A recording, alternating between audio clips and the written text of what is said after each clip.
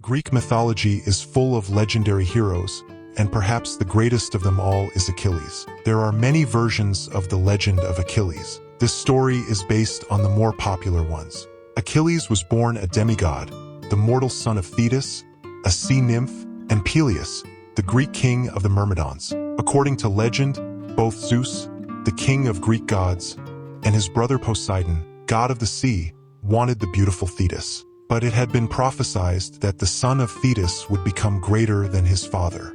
Not wanting to lose their superiority to their own son, Zeus and Poseidon left Thetis alone. Soon after Achilles was born, Thetis dipped his body in the sacred River Styx while holding him by his heel, in an attempt to make Achilles immortal. As a result, the only part of Achilles' body that was vulnerable was his heel.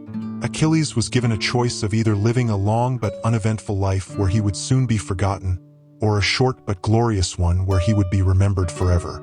He chose the latter.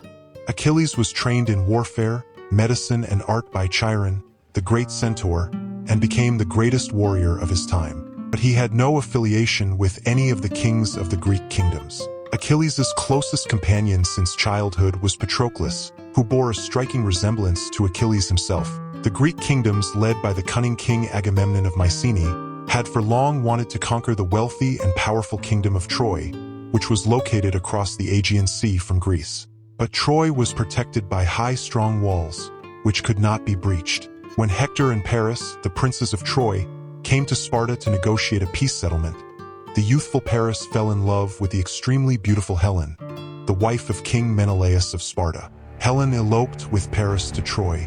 This was a tremendous insult to the pride of King Menelaus in particular, as well as the whole of Greece. King Agamemnon seized this opportunity to declare war on Troy.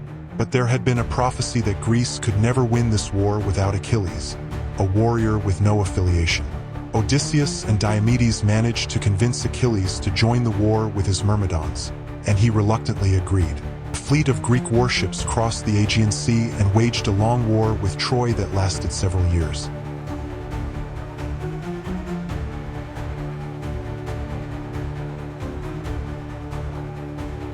At one point, Achilles withdrew from the war because King Agamemnon had dishonored him by forcibly taking Briseis, a beautiful woman taken captive by Achilles, away from him.